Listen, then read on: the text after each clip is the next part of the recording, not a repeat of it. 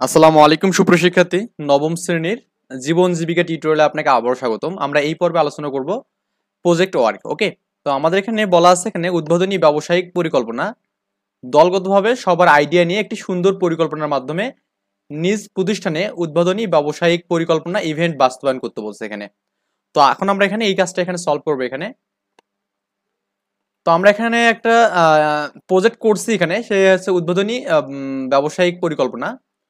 তো নমুনা সমাধান আমি দেখতেছি এখানে কি হবে। শিক্ষা প্রতিষ্ঠানে উদ্বোধনী ব্যবসায়িক পরিকল্পনা ইভেন্ট বাস্তবায়নের জন্য মোট 4টা দল ভাগ হয়েছে এখানে। ওকে, তো আমরা মোটামুটি 4টে দল নিয়ে এখানে কাজ করছি। তো আপনি চাইলে এখানে 5টা দল বা 6টা দল নিয়ে কাজ করতে পারেন, 3টা দল নিয়েও করতে পারেন, সমস্যা নেই। তো এই দলগুলোর নাম দিয়েছে এখানে দল শাপলা, দল গোলাপ, দল জবা, দল হচ্ছে রজনীগন্ধা। তো আমাদের প্রত্যেকটা দলের এখানে কাজ দিয়েছে হচ্ছে হ্যাঁ, আয়োজক কমিটি এখানে দিয়েছে। তারপর এখানে বাজেট বা অর্থ কমিটিটা। তারপর এখানে জবা দল যেটা সেটা হচ্ছে প্রচার এবং আমন্ত্রণ কমিটি এখানে। ওকে, এরা হচ্ছে প্রচার এবং আমন্ত্রণের কাজ করবে এখানে। এবং রজনীগন্ধা যে আমাদের অ্যাড আছে, দলটা আছে, সেটা হচ্ছে উপস্থাপনা বা অভ্যন্তরীণ কমিটি এখানে করবে। ওকে, মানে 4টা দল এখানে বিভক্ত হয়েছে, প্রত্যেক দলের কাজ আছে এখানে আলাদা আলাদা এখানে।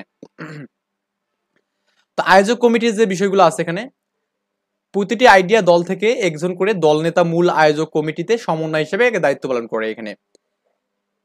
বিষয় শিক্ষক এই কমিটির উপদেষ্টা হিসেবে ছিল এবং এই কমিটির মূলত অনুষ্ঠানের সময়, স্থান, ভেন্যু, ম্যানেজমেন্ট, তারপরে এখানে কি ডেকোরেশন, আপ্যায়ন সংক্রান্ত কাজ করছে এখানে। এছাড়াও সকল সদস্যকে দায়িত্ব অর্পণ এবং সকল দলের সদস্যরা যাতে যথাযথভাবে দায়িত্ব পালন করে তার দেখভাল করছে এখানে। ওকে, এবার হচ্ছে আমাদের এখানে বাজেট বা অর্থ কমিটি যারা আছে এখানে। এখানে কি বলা আছে এখানে দেখুন, অনুষ্ঠানে যেসব ক্ষেত্রে বিভিন্ন খরচ হতে পারে এখানে তার তালিকা তৈরি করে এবং কি অর্থ সংস্থানের বিষয়ে পরিকল্পনা করাই ছিল এদের মূলত কাজ এখানে। এই কমিটির নিজের সঞ্চিত অর্থ বা জমানো টাকা এবং অভিভাবকদের কাছ থেকে অনুষ্ঠানের টিকিট বিক্রি করা সংগ্রহ করা করেছিল এখানে।